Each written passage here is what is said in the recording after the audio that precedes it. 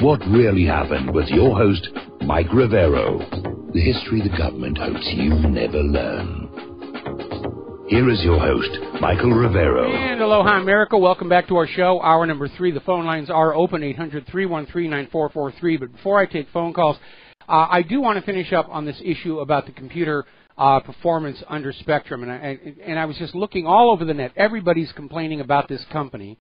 Over at DSLreports.com, they're talking about another acquisition. When Spectrum took over Bright House, the Internet slowed way down. And people were complaining their bills are going up, the service is going down. Well, that's life under fascism. Now, a lot of people were calling Spectrum and asking, are you throttling the lines? And the official response you will get from management and tech support is, no, we are not throttling the lines. But there's actually a document on Charter's own website under network management where they talk about in order to deal with congestion on the network, they enforce speed reduction. It's not throttling, it's enforcing speed reduction. So we're not really throttling. We're merely enforcing speed reduction. Well, for us end users, that's pretty much the same thing, and they're trying to weasel word out of the fact that they are not delivering what they are selling us, which is what resulted in that New York State lawsuit, and I think other states ought to come on board here, because we've reached a stage in our society where companies are just selling us inferior products, whether it's internet access or vaccines or GMOs, and they're getting away with it. And that really should not be allowed to happen. All right, we have a couple of phone calls. Gaither in Oklahoma, aloha. Welcome to the show. What's on your mind? Hey, not much, Mike. Hey, pakalolo to you, too. And I was going to say about that lady that called earlier that was scared to death we're all going to go to the streets with their guns. Yes. And us people, we got to quit thinking so lineal. It's not like that. It doesn't happen like everybody ain't going to run out in the street with their guns. But what we do need to do is we do need to get a small venue and have a large amount of people show up. And that's these people, these guys, they don't have the numbers. We have outnumbered them so much, it's crazy. We're getting in your head, everybody. The government's behind every push. They're all going to get us. They're going to drum this. It ain't going to be that way. What's going to happen is we're going to finally get up off our chair. We're going to go out. And then they're going to be scared to death, and I'm going to run and hide. That's what these people are. It's going to take a large crowd to do that. It's going to take a large crowd. Small protests don't work. We learned that the hard way during the Iraq War. People were out in the streets, even here in Hawaii. I shot videos of it and everything. And the government just isn't listening. They're getting all their money from large corporations. The elections are completely rigged. They don't feel they have to listen to us. We just exist to give them money and new soldiers and new workers. But I think if 4, maybe 5 million Americans walked into Washington, D.C., that might send a message. Because, again, going back to Lyndon Johnson, he wrote that when he saw 1 million people on the mall protesting against Vietnam, that's when he knew that they were going to lose that war. Well, you get 100,000 people show up in one town armed, that'll give a message. Again, I don't go armed. It's exactly what the government would like to see happen in order to declare a national emergency and martial law. Okay. Can you imagine 100,000 people with arms and then no one got hurt? Where would all the gun laws go then? You know, that's just it. You can't have 100,000 idiots. You're right, but I'll tell you what, if you had regular people and enforced it, I'll tell you what, you'd make a showing. You don't need 4 million people to beat, what is it, 23,000 idiots? You know what I'm saying? You don't need that. And they don't have they don't have every bomb underneath every one of their thumbs. They don't. Well, actually, they're running out of bombs right now. They've bombed so many people in the rest of the world, they're running out of bombs. But they do have lots of guns and lots of tanks, and we're going to have to follow a Gandhi-esque approach. And again, the best possible outcome for the mess that we're in that I can see is a Soviet Union-style collapse, which will be triggered when the economy finally comes crashing down. Yeah, but Mike, doesn't it take gas and people, and that's for the army to go? All we got to do is shut off the gas. Oh, yeah, that's just it. We do all the work. They exploit us. We're the ones. The minute we shut the power off, they're done, man. That's just well, a general strike would definitely have an impact. Yeah, a general strike is a good idea. If we could organize a general strike, that would be a very, very powerful message. General strikes worked in India. There's one going on down in Brazil right now. If we could actually get the American people to stop fighting amongst each other, which is being deliberately fanned up by the government, and just say, all right, we're all going to stay home for this week. We're not going to go to work. We're not going to go to school. We're not going to go buy anything. We're just going to stay at home to send a message saying that, government needs us a lot more than we need the government. Like I said, people need to get this in their head. We outnumber them. We are the power. They can have all the bombs they want. They ain't going to kill all of us. We're going to prevail. But we got to quit being chicken little and crying on these radio shows. Let's see what we can do to help each other and get after it, man. You guys want to wait till it happens, or you want to be ahead of the curve? It's all up to you. But like me, I'm done paying. No more hunting license, no more stuff. If I hunt for food, I'm going to hunt for food. I'm not going to go on the ranges. I'm going to hunt wherever I want and when I want. I'm done with all their stuff. I stopped buying a driver's license 20 years ago. And but I do buy insurance. I have insurance on all my vehicles because I think that's courteous to the public. But other than that, they can kiss my ass as far as I'm concerned. You guys don't stand up. Let's do it. Okay. All right, Mike, that's all I got to say. All right. Well, no, I hear what you're saying. Have you ever seen the YouTube video, The Tiny Dot? Oh, I guess he hung up. All right. Well, I'll make a point of posting that to whatreallyhappened.com because he's right about one thing. There are 300-plus million Americans, and there's only a few thousand people in the government. All right. We're going to take another phone call. James in Ohio. Aloha, James. Welcome to the show. What's on your mind? Hi. I know that due to the news of late, especially about Trump, a lot of people are disheartened, but we need to keep in mind that by electing him, we beat the biggest political machine in the world. And like Woodrow Wilson said, persistence is the main factor in success. And we just need to keep it up. And I think a good thing to push as far as political activity is this Article 5 Constitutional Convention. And furthermore, just a suggestion, James Corbett on his weekly show, New World next week, occasionally they'll have a segment, Good News next week, maybe. Everybody should have, all the radio shows, the independent media should have a section where they talk about good news because, it's bad news all the time and there are good things that happen. Well, it's certainly possible, and I try and talk about some of the good things that come on by because otherwise it can be a little overwhelming. And yes, I count it as a victory that we succeeded in getting the Bush-Clinton duocracy out of power, at least for right now. But people are disappointed because we're still headed toward an economic crash. The government is still rigging the system so that the rich are getting richer and the poor are being replaced by robots. And we are still on this war path that is very, very dangerous. And that is certainly not what Donald Trump campaigned on. And by now we should be used to being lied to by politicians. But again, I think the lesson we take away from the 2016 election is that it doesn't really matter who gets elected into that Oval Office. The real power lies somewhere else, and we need to figure where that is, because that is where they're also most vulnerable. Absolutely. Thank you very much. All right, thank you very much. We're going to do a quick shout-out to our on-air affiliates who are just now rejoining the network. And we're going to take another phone call from Linda in Massachusetts. Linda, aloha. Welcome to the show. What's on your mind? Hi, Mike.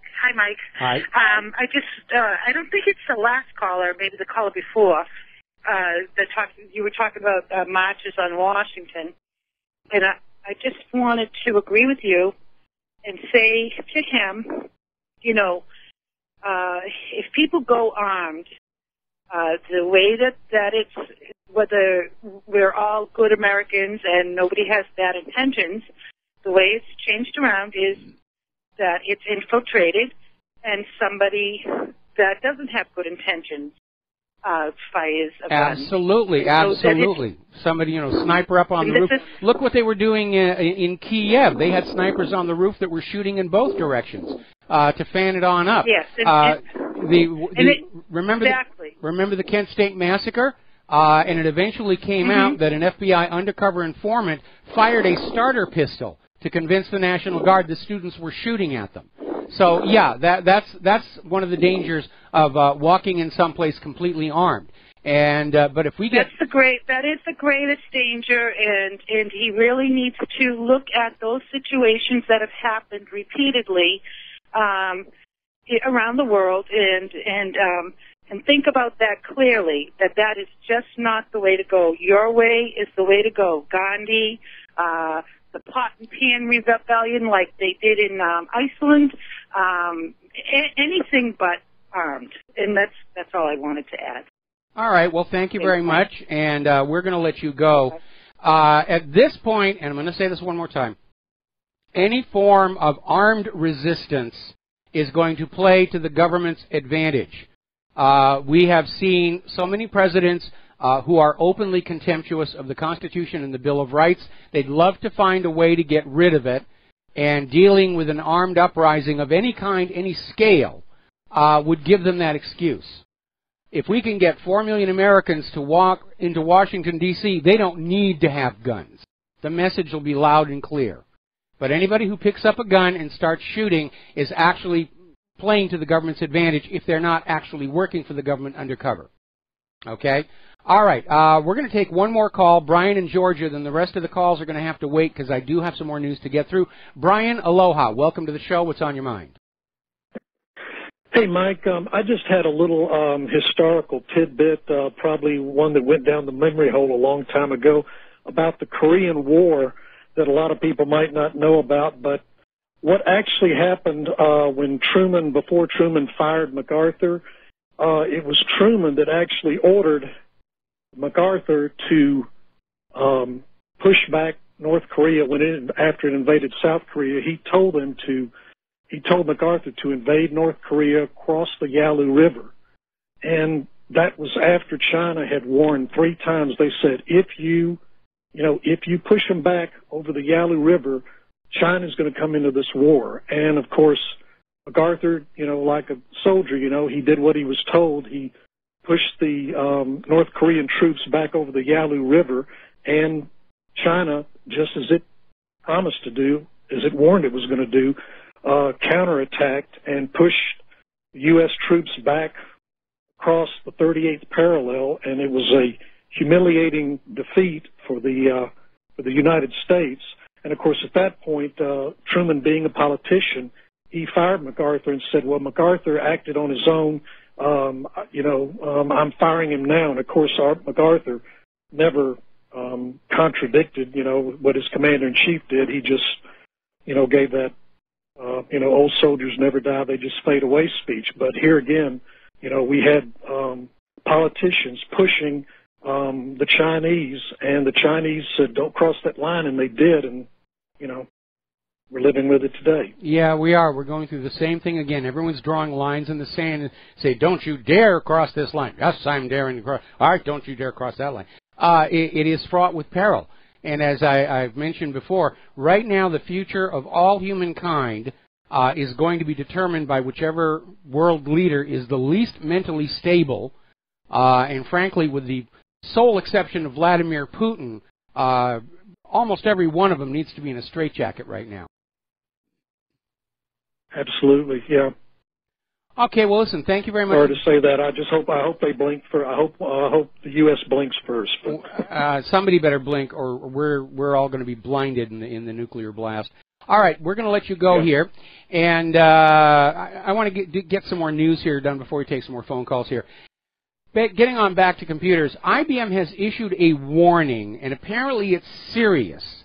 Apparently, IBM has announced that some USB sticks, the Storewise flash hybrid storage systems, are infected with malware. And IBM says just destroy the USB sticks immediately, otherwise your device will be infected with malware, making the system vulnerable.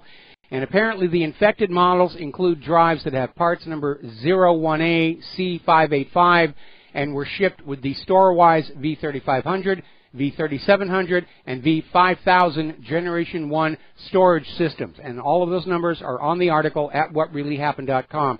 And we're seeing more and more of this situation where malware is actually being installed on devices somewhere along the supply chain, somewhere at the point of manufacture. And I imagine that a big problem might be in China, where a lot of this stuff is being made, where a cyber criminal goes and he gets a job at the factory that's making this stuff, finds the master file for the software, swaps it for one with the malware, then annoys his boss to get fired, and he's gone. And the company is manufacturing these devices with the malware on it, and they don't know it. And it's not a new problem. Many, many years ago, I worked for an Amiga software company, and they were putting out a game, a space shuttle simulator, called Challenger, which was a very poorly chosen name given events that happened shortly thereafter. But unfortunately, the master disk that was made to go to the duplicators had an Amiga virus on it. And they just skipped formatting the drive. They didn't check the drive. They just assumed it was a blank disk. Nobody even knows how it got in there, infected machine or whatever. And this game went to the duplicators, package, point of sale, and the resulting backlash destroyed the company. So it does happen. Yesterday we were talking about how Facebook is now under fire for writing algorithms to locate and detect emotionally vulnerable kids in order to sell that information to advertisers. These are children who need a boost in confidence. They're going to be susceptible to an advertising pitch for a new jacket or new shoes or something with status associated with it. Facebook is now basically trying to back off of this, saying the data amassed by the algorithms was never used for targeted ads, but merely to help marketers understand how people express themselves on Facebook. Well, I'm sorry, if I'm a marketer and I've got that information and I realize what it means, I'm going to use it to hit those vulnerable potential sales here. Now, Facebook is saying it's a process failure and they're running an investigation to correct the mistake. No, they were spying on people. They're profiling them, looking for those who are going to be susceptible to a mass advertising message, and they're making money off of that. Now then, little article coming out of Investment Watch blog, Social Media Censorship Exposed, how social media is colluding with government to shut you up. And they're talking about how Twitter is now starting to ban people who are speaking out, in this particular case, against the communist Chinese government. And apparently these other nations are saying social media has a responsibility to constrain the discussion in alignment with whatever their particular policies and philosophies are, which is going to get confusing for a company that's doing business in China, India, Russia, the United States, South America, Europe, and so forth. How do you keep everybody happy? Well, the answer is you don't. So, let's talk about human-caused global warming. Heavy wet snow downs power lines in southern Nebraska. Blizzard rocks western Kansas. And apparently it was so bad, travelers actually got stranded by the snow. Let's see. Colby, Kansas reported 17 inches of snow this last weekend. And that's a lot of snow for the doorstep to May, as it were. Another story, huge concern. This is out of CattleNetwork.com. The feed yards, which thought spring were here and they're already putting out the feed to sell to the cattle providers there, they're scrambling to recover. They got hit by a blizzard, and a lot of the feed got blighted and frozen. We're going to take a break. We'll be right back. And aloha, America. Welcome back to our show, and we're talking about human-caused global warming, or the absence thereof, and in particular this major storm that hit the eastern part of the country over this last weekend. They had snow, western Kansas, eastern Colorado, panhandle of Texas up to Nebraska. And apparently the National Weather Service reported 15 to 18 inches of snow in the hardest hit areas of western Kansas. And as much as 75% of the U.S. cattle on feed were affected by the storm. Power outages included at least 42,000 customers by 2 power cooperatives in western Kansas. Remember back in March of 2000, the banner headline, "Snowfalls are now a thing of the past." Now, up in Morris, Minnesota, they're getting slushy snow, 4 inches, which doesn't sound like a lot until you remember this is May that we're talking about. This is May. Another article here, April showers may bring May snow showers. This is over, apparently the spring snowstorm was a record breaker for the Sioux Empire. The National Weather Service said Sioux Falls set new daily records for snowfall yesterday and today. And, of course, I mentioned this yesterday, but it's worth talking about again today. There was actually a protest march against human-caused global warming over in Denver that had to be canceled when they got hit with the blizzard. And with all of this going on, Al Gore is now asking the world to pay $15 trillion to stop human-caused global warming, because if he doesn't get that $15 trillion, there will be a 2 degrees centigrade rise in temperature in 100 years. Now, here's something a little interesting. If you go back in history to 2 periods known as the Roman warming period and the medieval warming period, these were times in history where the Earth was in fact a lot warmer, and it had nothing to do with human activity and everything to do with solar output. And the warmer worlds were more abundant. There was food growing everywhere, and because of the easy availability of food, civilization had more time to devote to things like art, architecture, engineering, the building of the Roman Empire, the aqueducts, the invention of concrete. The same thing with the medieval warming period gave rise to the Renaissance. People were living lives of luxury because of the warmer world. And that's why all this silliness about human-caused global warming. Climate always changes. It always has. It always will. It's dominated by solar energy output, which does fluctuate over time, and by the Earth's orbit and axis changes. That's it. That's basically what's going on. The human effect on climate is minuscule.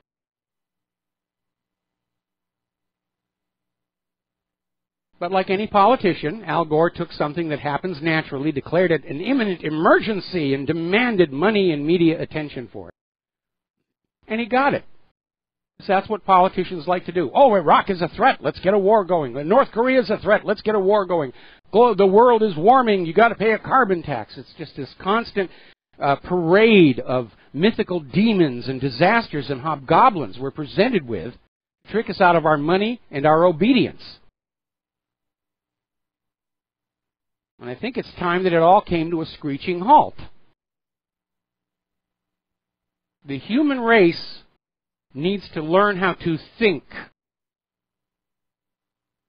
and not imagine that a belief is the same thing as actually knowing. Because it is those beliefs and those who manufacture and control those beliefs which are holding you all slaves. So we cry freedom, we learn to think analytically, logically, we get the raw data, and we decide for ourselves.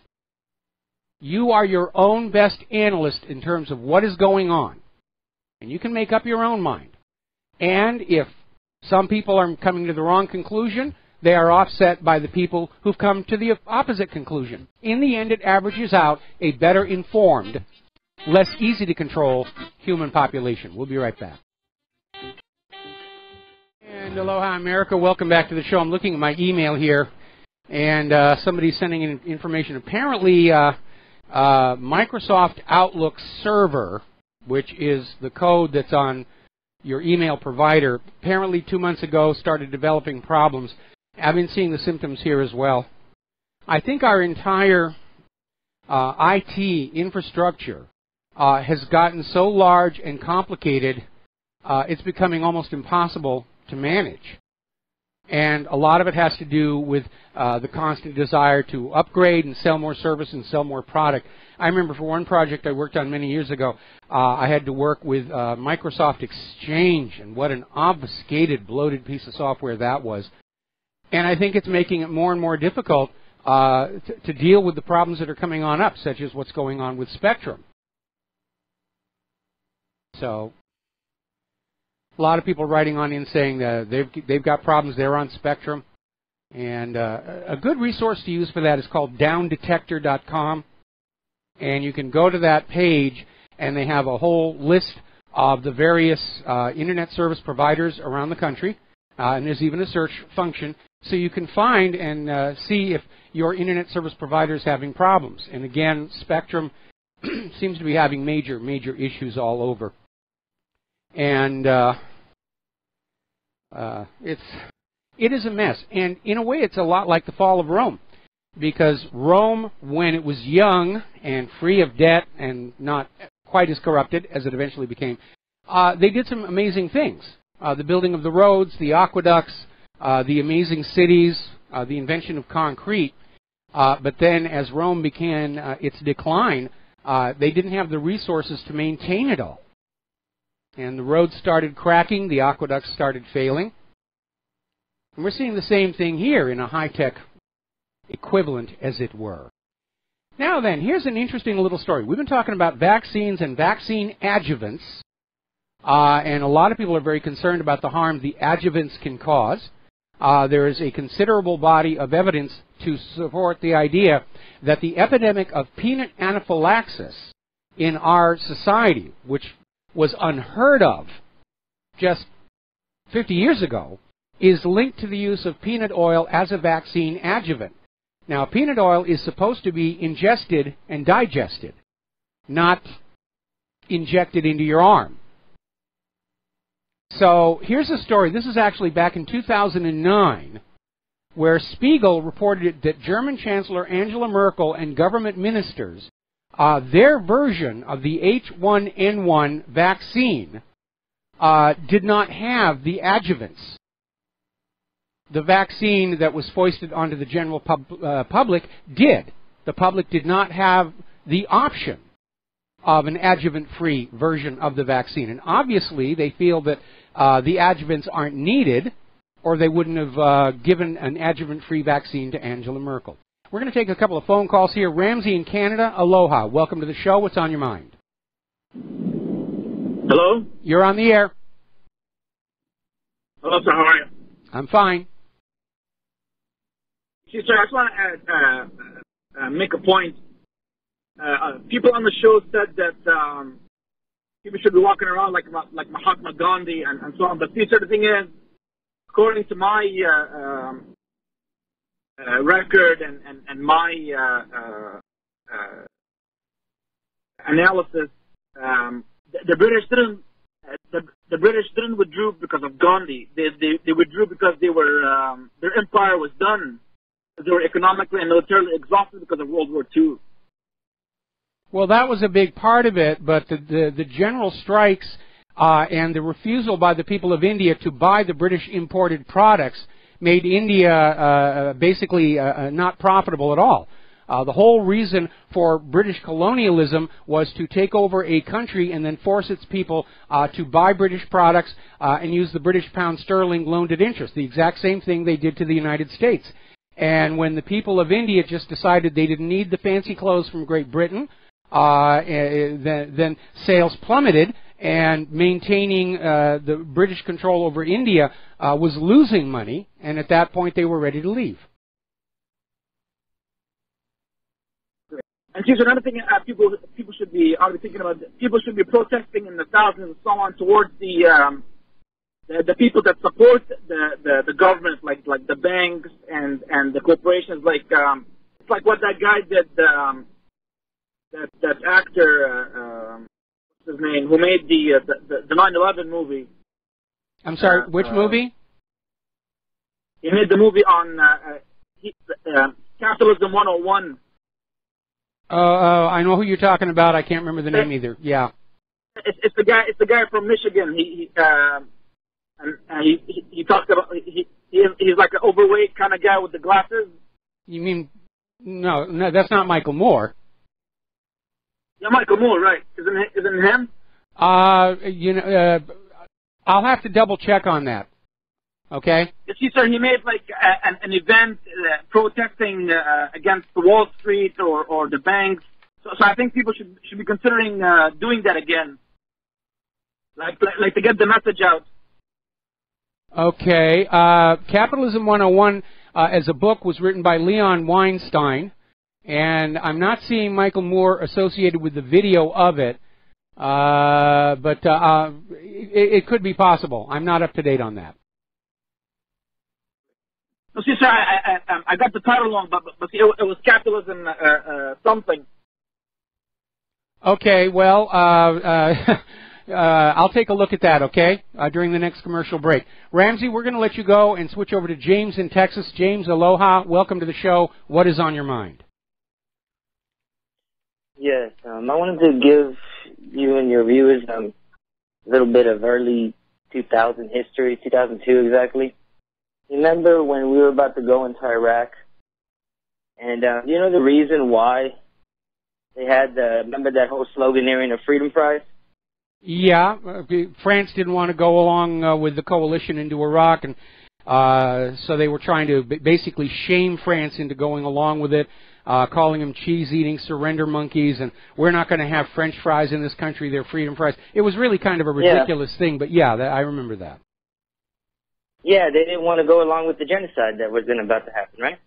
Well, they didn't want to lose their own people in what was essentially a war to prop up the use of the U.S. dollar as the global oil currency. They didn't really see that there was much advantage to them personally doing that.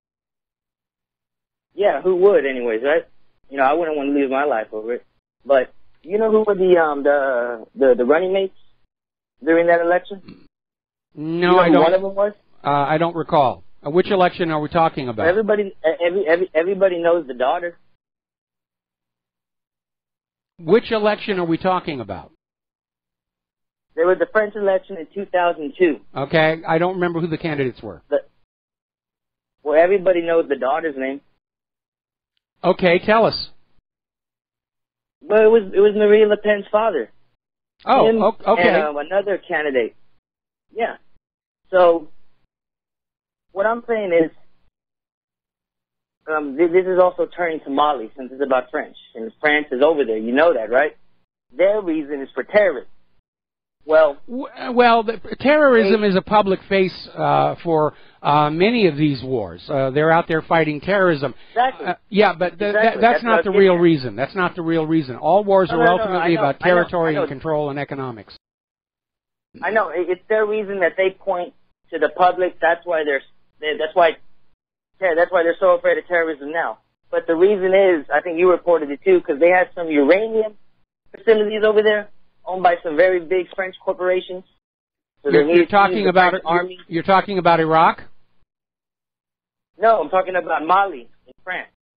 They had some big uranium corporations in the northern parts of Mali. Okay. And they used the French army because I guess when Boko Haram, they used those couple of thousand of troops that they say they were going to like massacre a city of millions.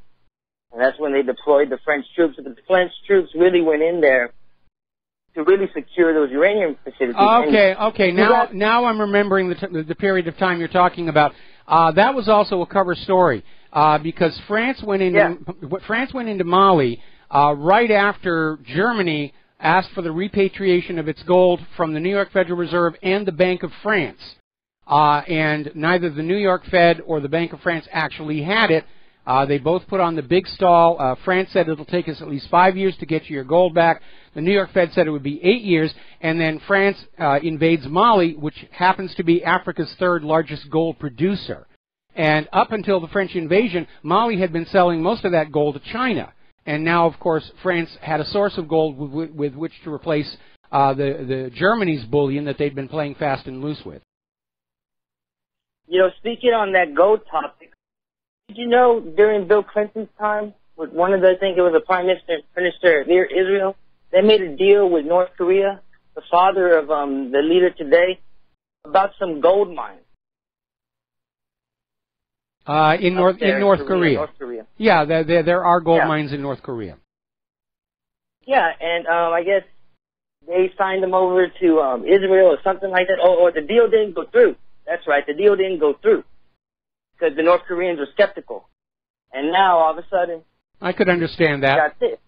I could understand. Yeah, it could be Israel wanting to recapture the gold mine. Right now, certainly, the New York Fed, J.P. Morgan, the Bank of England, the Bank of France, they are very desperate to get their hands on real physical gold to make good on all of the bullion that was supposed to be stored in their various vaults for safekeeping, and instead it was being leased out the back and rehypothecated, whatever fancy word they want to use on it, and they're trying to get it on back. Certainly when they invaded Libya, the gold for the gold dinar disappeared, and nobody knows where that went.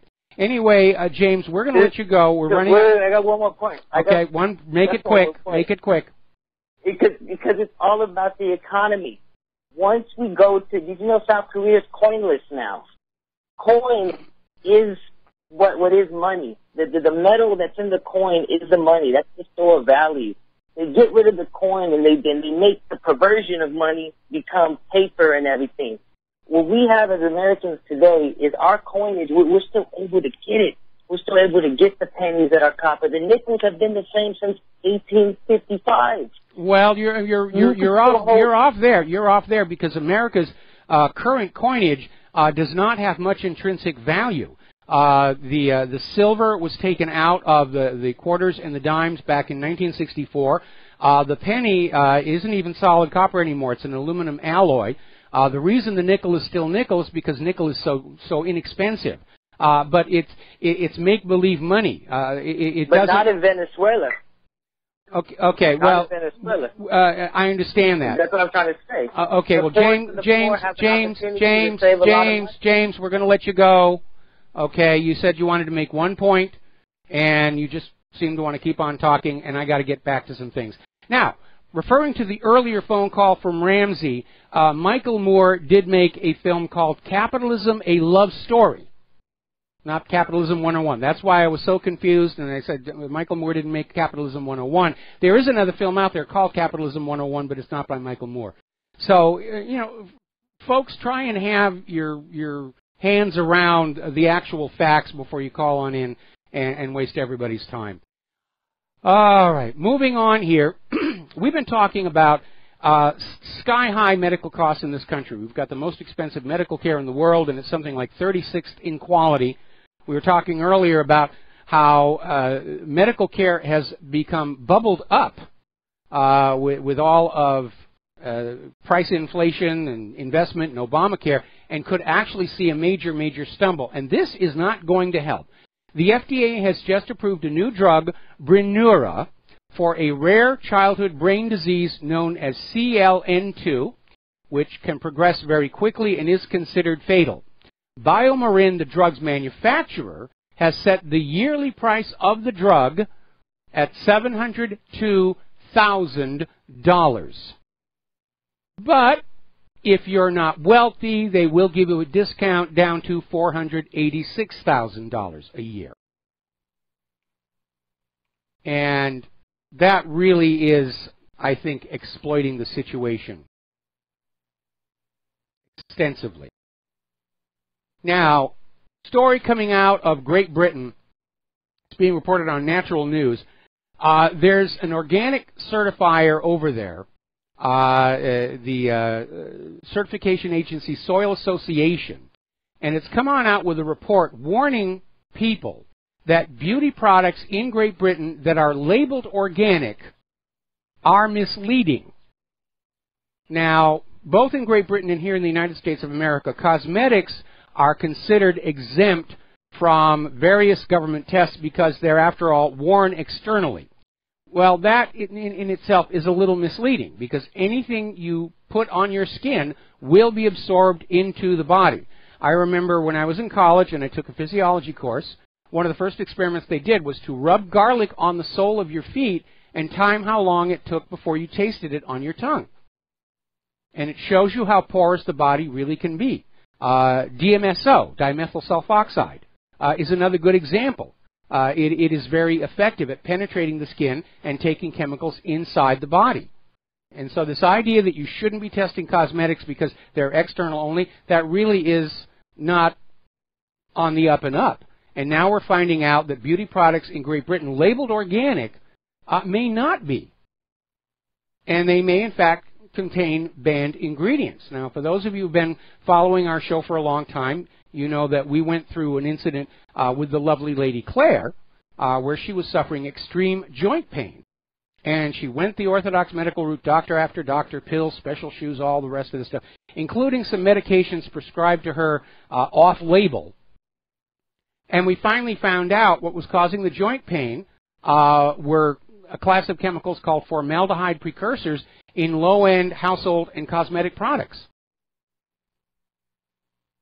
And formaldehyde is a known carcinogen, but it stops spoilage, stops loss, increases profits, and that's why it's sold in this country. Now, they have passed a law banning formaldehyde-based glues being used on children's shoes, but they can still be used on adult shoes and other leather goods like handbags. So it's really out there. And our medical establishment is literally brainwashed to sell the next product, sell the next item, and they don't even look at this possibility that maybe you can be cured and made well by taking something out rather than putting something more in. We're going to take a break for commercials, back with the last segment of our program after these few words. And aloha, America. Welcome back to the show here. Last segment of our program today. And still getting emails from other parts of the country regarding Spectrum. In fact, people are starting to say, this is an actual internet outage. That's how bad it is. So I'm looking at a story out of Fox Business where there's this Silicon Valley high-tech, food tech startup which has a process for what is called lab-grown meat, where they will take some cells from a food animal like beef or chicken, put it in nutrients and just let it sort of grow and multiply and grow and multiply, and they're going to make food items out of it. And I have two concerns with that. Is it really going to be economically viable compared to traditional farming? And two, what chemicals are they putting in there to get the cells to behave the way they want them to? And so, to be very honest, I'm not feeling like it's something I'm going to want to put into my mouth. But apparently, they're saying the whole process takes about 4 to 6 weeks from cells to finished harvestable chunk of a sort of meat-like substance. And I don't know, what are they going to do? Start outlawing chickens and cattle? And you will get your lab-produced food. It's Soylent Moo. It's a little bit weird there. A little bit of a technical breakthrough. This is being reported at Digital Trends. Somebody has developed the world's highest speed movie camera that shoots at 5 trillion frames per second, which is going to be a very powerful research tool for events that happen extremely rapidly, or it could be a lot of tedium going through all that footage to find the event. But I find that kind of footage interesting. I remember as a kid in school where they were showing us a bullet going through a balloon shot at ultra high speed, and the balloon would just sort of peel away. Oh my goodness, it's a bullet. Picture of a bullet shouldn't be in our school. If you are following seismic events, there is a quake swarm in British Columbia, way up north near the Alaska border, and I've been watching it for the last couple of days. So far, they've had over 400 earthquakes. They're small ones, but it's looking like we could be on the verge of something really, really big up there. Fortunately, it is not heavily populated, but we're seeing the whole world starting to rock and roll around the planet, or maybe it's Earth just saying, "Get off me!" Okay. Apparently, United Airlines CEO is now acknowledging that dragging that passenger off was an epic mistake, and now there are more difficulties for the airline industry. Apparently, flight attendants are claiming that the air circulating on planes can be toxic and cause seizures, nausea, and breathing difficulties. All right, there's the music. Time for me to get out of here and get something useful done with the rest of the day. We will be back tomorrow here on the Republic Broadcasting Network. Until then, take what you learn here, share it with everybody that you know. There is still a chance we can derail this rush to World War III, and I need your help to do it. We'll be back tomorrow. Aloha, America.